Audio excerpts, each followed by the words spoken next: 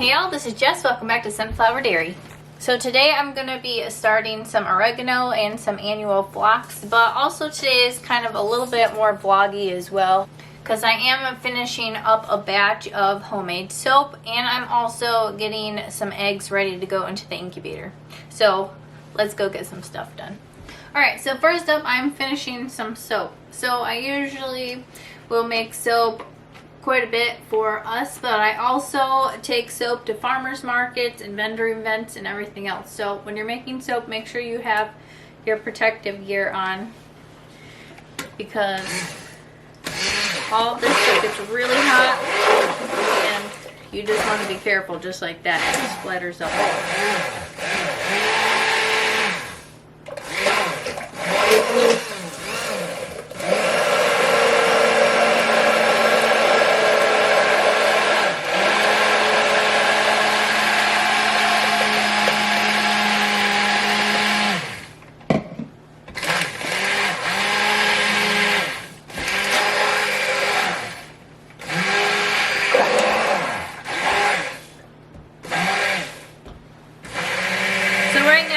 Combining my oils and my liquids together.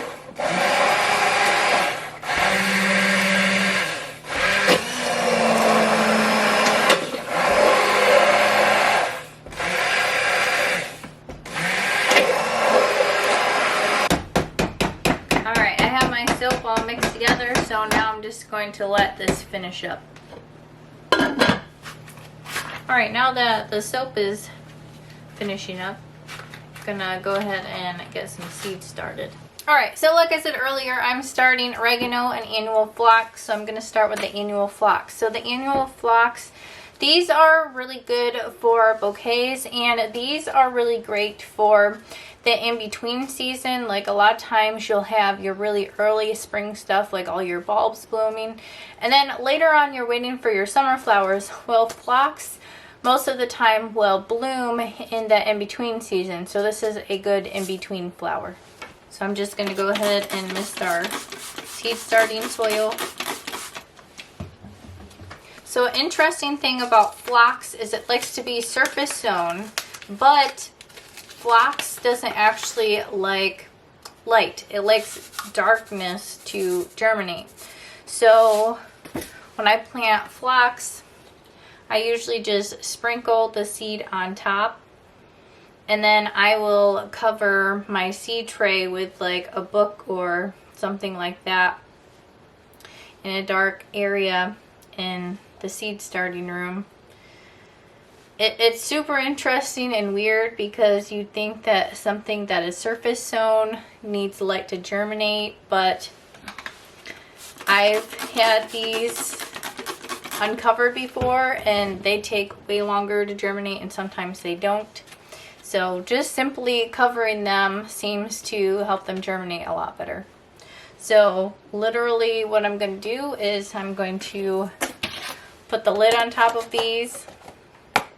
Then I'm going to cover the top of this with a book in the seed starting room, and then I'll check on it a couple times every couple days to see if we have any growth. And as soon as I start seeing growth in here, I'll take that book off and I'll put it underneath the grow lights. But that's something super interesting about phlox. Next up is oregano. I love this for putting it as an herb in different dishes and cooking with it. And then also oregano sends up flower spikes as well, so you can use the herbs in your cooking and as food and all kinds of different things, but you can also use the flower spikes. So this is a multi-purpose plant. So with our oregano also likes to be surface sown, but this you can put right underneath the grow lights. It's not really as picky as the annual phlox are. So a lot of times with my herbs, I'll start them in smaller seed starting containers, especially because a lot of these seeds are really super tiny. And then when the plants get big enough, then I'll just go ahead and separate them and put them into different containers to grow. So I'm just sprinkling that on top. I'm going to mist it in. Just going to put a lid on this like a humidity dome, and this is going to go underneath the light. Alright, so these seeds are going to go into the grow room, and then I'm going to get some eggs ready to go into the incubator. Alright, so I have a bunch of eggs in here that I've been collecting from our birds to put into the incubator to hatch some chicks. So we're going to go ahead and get these ready. So for the most part, you don't have to do a lot to eggs to get them ready for the incubator, but I just usually inspect them, make sure there's no cracks or broken parts on them.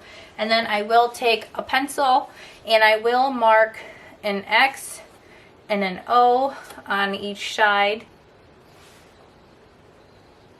And then that way, when you rotate them, you'll know which side to rotate them from. And also a good idea to do is to write down the date on the eggs, because sometimes you've gathered the eggs from different dates and you want to know what day the eggs are from. So I'm just going to go ahead and get these ready. My incubator is regulating the temperature, so tomorrow all these eggs will be going in there. Alright y'all, thanks for coming along with me, making some soap, putting some eggs in the incubator with me, and starting some seeds. Thanks for watching. Have a blessed day.